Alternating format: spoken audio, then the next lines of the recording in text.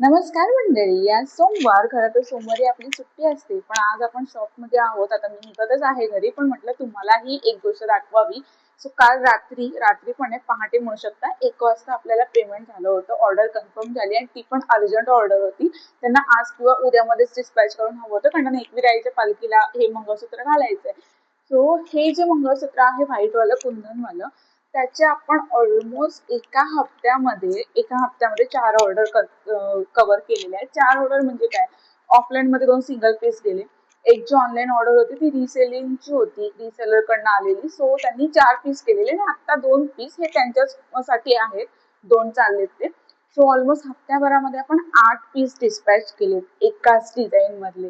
आणि खरं तर ना, तुमच्यापैकी बरेच जण जर माझ्यासारख्या फेजमध्ये जात असतील तर त्यांना कळेल की एखादी ऑर्डर येणं आणि एखादी ऑर्डर कंटिन्यू रिपीट होणं, त्यातला फरक आणि यातला आनंद खरंच खूप वेगळा असतो.